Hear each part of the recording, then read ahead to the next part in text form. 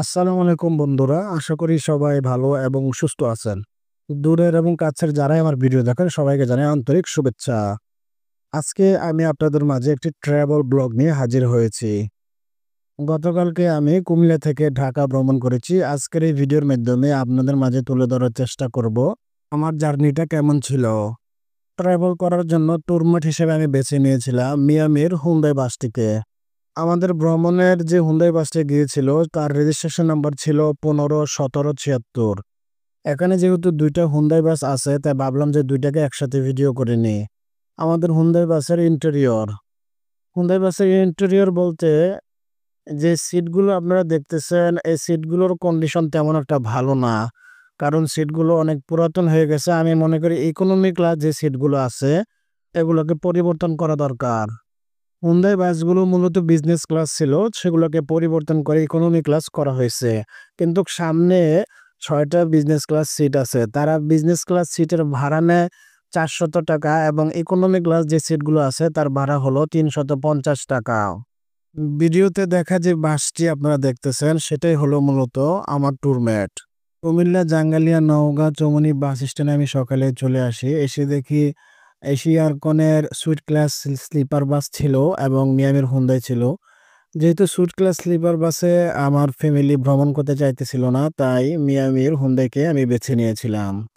তো ভিউয়ার্স, আপনারা নিশ্চয়ই জানেন যে বাংলাদেশের সবচাইতে দামি ব্র্যান্ডের যে বাসগুলো চলাচল করে তার মধ্যে কোরিয়ান হুন্দাই অন্যতম। আল্লাহ পাকের নাম নিয়ে সকাল ৬টা ২০ মিনিটে আমাদের হুন্দাই বাসটি কুমিল্লা থেকে ঢাকার উদ্দেশ্যে রওনা করে।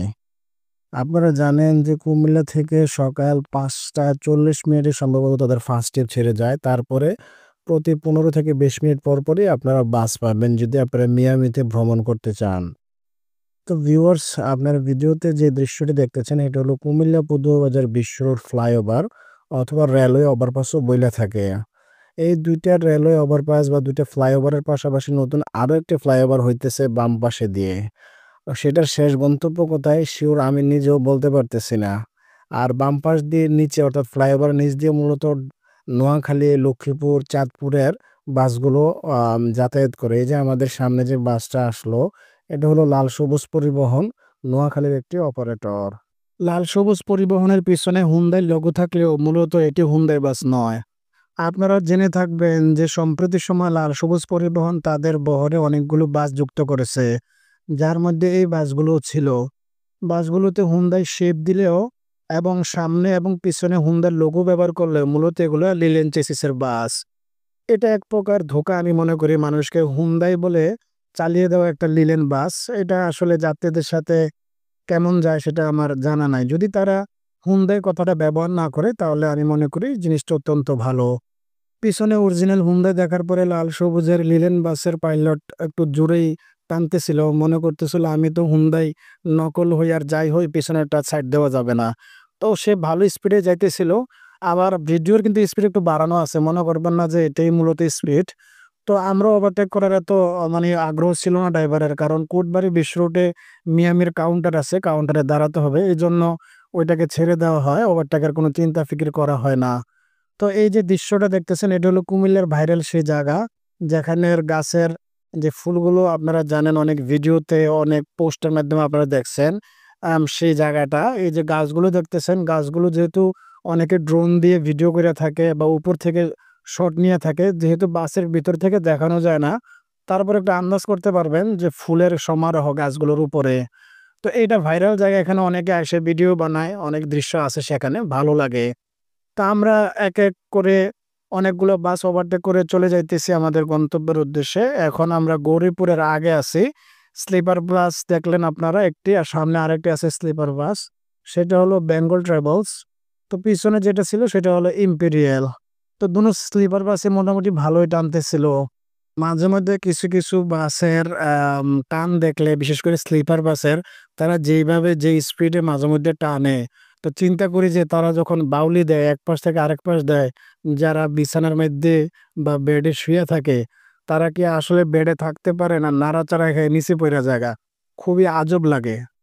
আপনারা ভিডিওতে দেখতেছেন আল আরাফা এক্সপ্রেস। এই বাসটা মূলত চাঁদপুর রুটের গাড়ি। সে ঢাকা টু চাঁদপুর হাজীগঞ্জ সার্ভিস প্রদান করে থাকে।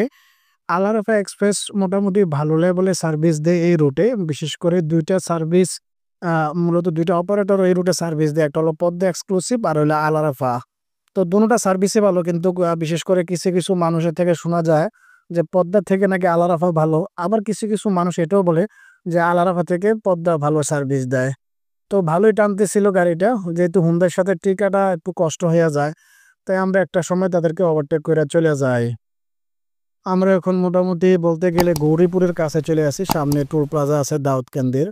তো আপনারা যারা হুন্ডাই বাসে ভ্রমণ করতে চান, আপনাদের জন্য একটা ভালো দিক হলো হুন্ডাই বাসের সাসপেনশন, তার পাশাপাশি কমফোর্টেবল জার্নি সব দিক দিয়ে আপনি ভালো একটা জার্নি উপভোগ করতে পারবেন। কারণ অন্যান্য বাসে মনে করেন আপনি লিল্যান্ডের এসি বাস বলেন, ইসুজুর এসি বাস বলেন, এই বাসে জার্নি আপনি করতে পারবেন কিন্তু তেমন একটা কমফোর্টেবল ফিল করবেন না।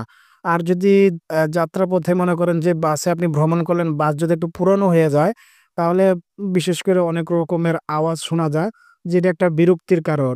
আমি কিছুদিন আগেও মিয়ামির একটি লিল্যান্ড চেসিসের একটু পুরাতন গাড়িতে ভ্রমণ করছিলাম। তো গাড়িতে মোটামুটি একটু আওয়াজ হয়, একটু ভালো লাগে না। কারণ এসি বাসে ভ্রমণ করার ক্ষেত্রে আওয়াজটা আসলেই সত্যি কথা বলতে বেশি বিরক্ত লাগে।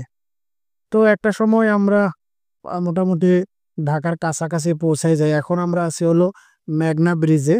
আমাদের সামনে দেখতেছেন ইম্পেরিয়াল একটা স্লিপার বাস।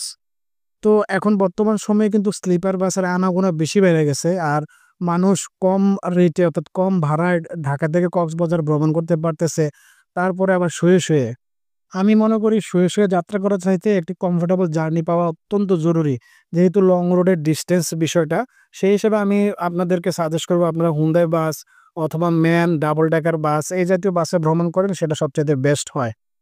বা স্কিনিয়া বাসেও আপনারা ভ্রমণ করতে পারেন। আমরা হানিফ ফ্লাইওভারে চলে আসছি। সামনে সায়দাবাদ টোল দেব। টোলের পরে কিন্তু আমাদের যে গন্তব্য আরামবাগ, সেখানে আমরা নেমে যাব। তো ভিউয়ার্স, আমি ভিডিওটা এজন্য করছি কারণ একটা কমফোর্টেবল জার্নির ক্ষেত্রে যে হুন্ডাই বাসের কত পরিমাণ গুরুত্বপূর্ণ একজন যাত্রী হিসেবে আমি সেটা ভালোভাবে জানি। তো আমাদেরকে আরামবাগ নামায় দিচ্ছে। আরামবাগ নামায় দিয়ে আমি চলে যেতেছি তার গন্তব্যে। ভিডিও কেমন লাগলো অবশ্যই কমেন্ট করে জানিয়ে দেবেন। আজ এই পর্যন্তই। আল্লাহ হাফেজ। আসসালামু আলাইকুম।